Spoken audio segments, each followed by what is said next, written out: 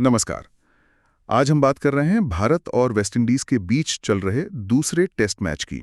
हाँ, और जो भी रिपोर्ट्स और कमेंट्री हमारे पास हैं, उसके आधार पर हम कोशिश करेंगे समझने की कि दिल्ली में आज हुआ क्या। बिल्कुल। कौन हावी रहा, मैच कहाँ जा रहा है, यही सब देखने की कोशिश करेंगे आज। और समझना चाहेंगे कि खेल के जो मुख्य मोड़ थे, उनका असर क्या रहा मैच पर। हाँ, तो पहले दिन का थोड़ा याद कर लेते हैं। भारत ने टॉस जीता था, पहले बैटिंग चुनी। और दिन खत्म होने तक स्कोर था 318 पर 2। यशस्वी जायसवाल 173 नॉट आउट और साई सुदर्शन 77 पर खेल रहे थे। क्या बात है, मतलब 200 रन से ऊपर की पार्टनरशिप हो चुकी थी। मजबूत शुरुआत। बहुत ही मजबूत। इसने तो वेस्टइंडीज को बिल्कुल बैकफुट पे डाल दिया था। तो इस जबरदस्त बेस के बाद दूसरे दिन कहानी कैसे आगे बढ़ी? क्या भारत ने वही रफ्तार, वही दबदबा बनाए रखा? हाँ बिल्कुल, जो शुरुआती रिपोर्ट्स आईं उनसे तो यही लगा कि जहां कल छोड़ा था वहीं से शुरू किया भारत ने। अच्छा। रन बनाने की जो गति थी वो दूसरे दिन के पहले सेशन में भी मतलब ठीक ठाक बनी रही। कोई हड़बड़ी नहीं दिखाई बल्लेबाजों ने। नहीं, कोई जल्दबाजी नहीं थी। लेकिन जैसे ही खराब गेंद मिली उसको बाउंड्री तक भी पहुंचाया। ऐसा लग रहा था जैसे पिच को एकदम पढ़ लिया हो उन्होंने। हाँ। और वेस्ट इंडीज की बॉलिंग में उन्हें कोई खास दम नजर नहीं आ रहा था। तो जायसवाल और सुदर्शन, हाँ। उन्होंने अपनी लय जारी रखी। फिर जायसवाल तो दोहरे शतक के करीब थे, सुदर्शन भी शतक के पास। हाँ। बने ये माइलस्टोन। हाँ बिल्कुल, रिपोर्ट्स ये बता रही हैं कि यशस्वी जायसवाल ने अपना पहला दोहरा शतक पूरा किया। उनके करियर के लिए बहुत बड़ी बात है ये। वाकई बहुत ही कंट्रोल और स्किल के साथ खेले वो। और दूसरी तरफ साई सुदर्शन, वो भी अपने शतक तक पहुंच गए। बढ़िया। दोनों युवा बल्लेबाजों के लिए शानदार मोमेंट। हाँ, और इसने भारत की स्थिति को और मतलब चट्टान जैसा मजबूत कर दिया। वेस्ट इंडीज के कंधे और झुक गए होंगे। सही कहा। इनकी बैटिंग में क्या खास दिखा?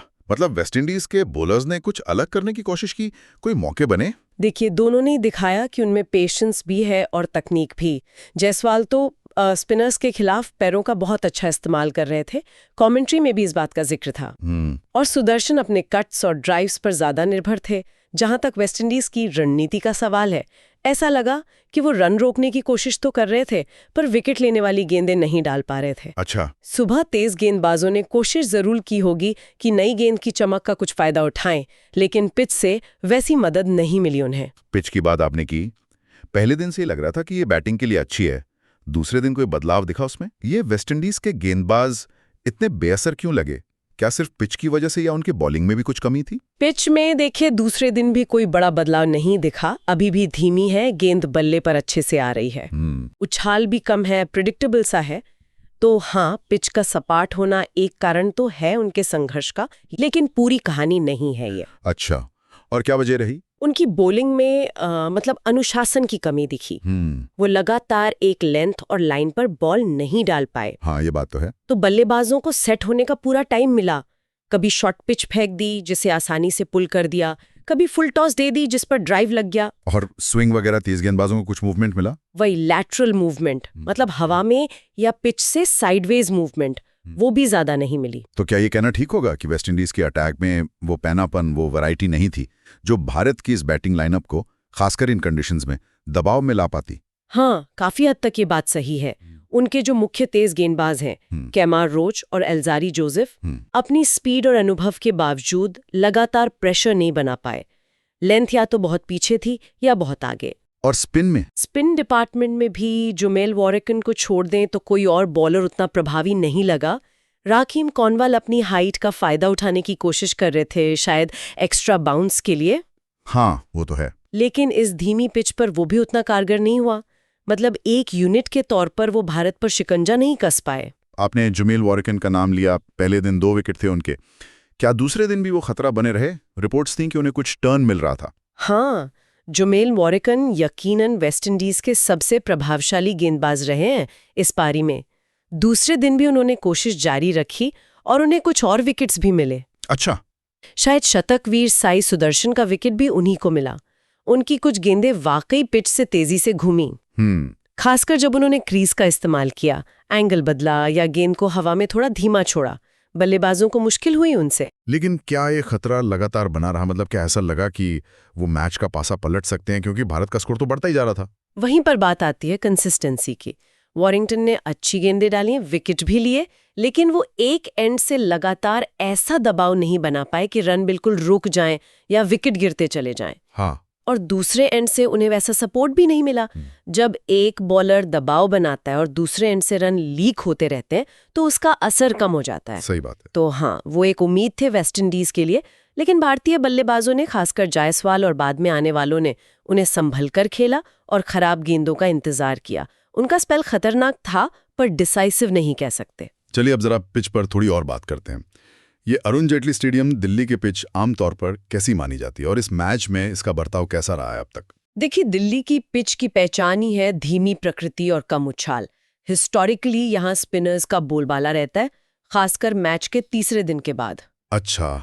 इस मैच में भी अब तक पिच लगभग वैसी ही खेली है, धीमी है, गेंद थोड़ी रुक कर बल्ले पर आ रही है और उछाल भी कम है।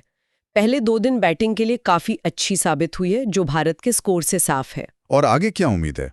क्या ये पिच और टूटेगी? स्पिनर्स का रोल कितना अहम होने वाला है? पूरी उम्मीद यही है कि जैसे जैसे मैच आगे बढ़ेगा पिच और खराब होगी, धूप लगेगी, खेल होगा तो सतह पर क्रैक्स आ सकते हैं, मिट्टी ढीली पड़ेगी तो गेंद और ज्यादा टर्न लेगी, उछाल में भी वेरिएशन आ सकता है, कोई गेंद ज्यादा उछल जाए, कोई नीचे रह जाए। तो मतलब तीसरे दिन के दूसरे सेशन से या चौथे दिन से स्पिनर्स को ज्यादा मदद मिलेगी? हाँ, संभावना तो यही है। तब बैटिंग करना और मुश्किल हो जाएगा। तो इस लिहाज से भारत का पहले बैटिंग करके इतना बड़ा स्कोर बनाने का फैसला ये कितना स्ट्रेटेजिक था? अरे, ये फैसला तो बहुत ही महत्वपूर्ण और एकदम सही साबित हुआ है। ऐसी पिच पर जो बाद में मुश्किल होनी ही है, आप हमेशा चाहोगे कि पहले बैटिंग करके बोर्ड पर इतने रन लगा दो कि दोबारा बैटिंग की नौबत ही ना आए। हाँ बिल्कुल। या कम से कम दूसरी टीम पर भारी दबाव बन जाए। भारत ने बिल्कुल यही किया है। न सिर्फ बड़ा स्कोर बनाया, बल्कि काफी समय तक बैटिंग करके वेस्टइंडीज के बॉलर्स और फील्डर्स को थकाया भी है। सही। अब जब वेस्टइंडीज बैटिंग करने उतरेगा तो उन्हें न सिर्फ स्कोरबोर्ड का प्रेशर झेलना होगा, बल्कि पिच की बदलती हुई मुश्किलों से भी निपटना होगा। तो भारत की आगे की रणनीति क्या हो सकती है? क्या वो पारी घोषित करने के बारे में सोच रहे होंगे या अभी और बैटिंग करेंगे? टारगेट क्या होगा? 500, 600? ये काफी कुछ इस पर निर्भर करेगा कि वो रन कितनी तेजी से बना रहे हैं और उनके विकेट कितने गिरते हैं, लेकिन ये तय है कि वो एक बहुत बड़ा स्कोर खड़ा करना चाहेंगे। 550 या 600 से ऊपर का स्कोर उन्हें एक साइकोलॉजिकल एज देगा। हो सकता है वो दूसरे दिन के खेल के अंत तक या तीसरे दिन के पहले सेशन में डिक्लेयर करने का सोचें, ताकि गेंदबाजों को पूरा समय मिले। हाँ, ताकि उनके बॉलर्स को वेस्टइंडीज पर अटैक करने के लिए भरपूर समय मिले, खासकर जब पिच से मदद मिलने लगे। लक्ष्य यही होगा कि वेस्टइंडीज को एक बार आउट करके फॉलो ऑन के लिए मजबूर किया जाए, अगर मुमकिन हुआ तो। हाँ। या फिर उन्हें दूसरी पारी में एक ऐसा टारगेट दिया जाए जो लगभग नामुमकिन हो। फॉलो ऑन की बात आपने की, उसे थोड़ा सा समझा देंगे हमारे सुनने वालों के लिए? हाँ, जरूर। टेस्ट क्रिकेट में अगर पहले बैटिंग करने वाली टीम दूसरी टीम पर एक तय रन संख्या से ज्यादा की बढ़त ले लेती है, आमतौर पर 5 दिन के मैच में 200 रन, तो वो दूसरी टीम को तुरंत फिर से बैटिंग करने के लिए कह सकती है, बिना खुद दूसरी पारी खेले। अच्छा। इसी को फॉलो ऑन कहते हैं। इसका मकसद होता है विपक्षी टीम को लगातार बैटिंग करने के लिए मजबूर करना, खासकर जब वो थके हों और पिच मुश्किल हो गई हो। समझ गया। तो इस पूरी सिचुएशन को देखते हुए मैच का नतीजा क्या दिख रहा है? क्या वेस्ट इंडीज के लिए वापसी की कोई गुंजाइश है? देखिए, क्रिकेट है तो अनिश्चितताओं का खेल, लेकिन अभी जो हालात हैं उन्हें देखते हुए वेस्टइंडीज के लिए वापसी करना बहुत मुश्किल लग रहा है। हाँ। भारत ने मैच पर अपनी पकड़ बहुत बहुत मजबूत कर ली है।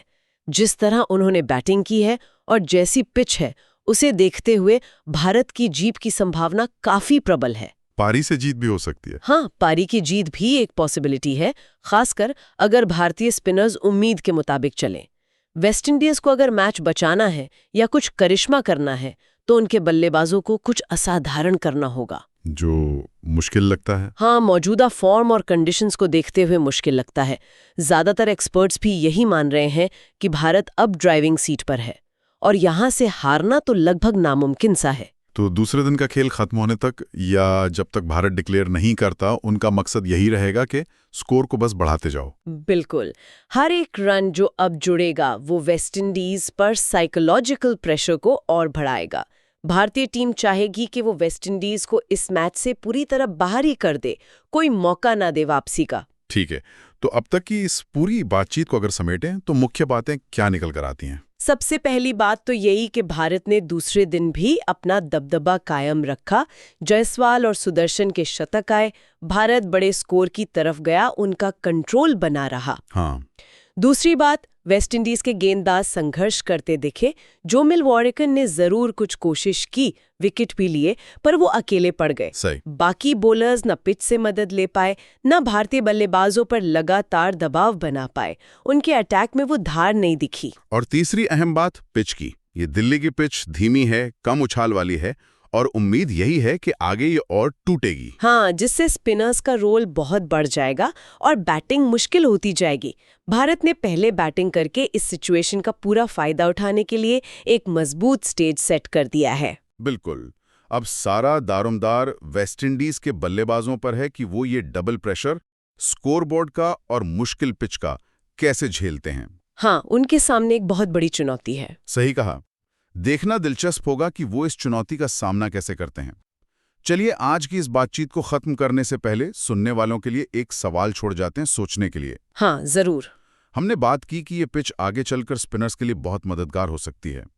भारत के पास अश्विन जडेजा जैसे वर्ल्ड क्लास स्पिनर हैं, वेस्टइंडीज के पास वॉरिंगटन हैं जिन्होंने अच्छा किया है, और शायद कॉर्नवॉल भी कुछ रोल निभाएं। तो सोचने वाली बात यह है कि जब वेस्टइंडीज बैटिंग करने उतरेगा और बाद में अगर भारत को भी थोड़ी बैटिंग करनी पड़ी, तो इस खराब होती पिच पर दोनों टीमों के स्पिनर्स के बीच की जो टक्कर होगी वो कितनी निर्णायक हो सकती है। क्या ये पूरा खेल ही स्पिन का बन जाएगा, और कौन सी टीम इस स्पिन के जाल को बेहतर तरीके से खेलेगी? ये वाकई एक बहुत अहम सवाल है। मैच का जो फाइनल नतीजा होगा वो काफी हद तक इसी स्पिन बनाम बैटिंग की जंग पर निर्भर करेगा। हाँ। ये देखना दिलचस्प होगा कि कौन किस पर भारी पड़ता है। तो इसी विचार के साथ आज की ये गहन चर्चा यहीं समाप्त करते हैं। उम्मीद है दूसरे दिन के खेल का ये विश्लेषण सुनने वालों को उपयोगी लगा होगा। अगर आपको ये वीडियो पसंद आई है तो इसे ज़रूर लाइक करें, कमेंट सेक्शन में अपना ओपिनियन बताएं और चैनल को ज़रूर सब्सक्राइब करें। मिलते हैं अगली वीडियो में, तब तक के लिए नमस्कार।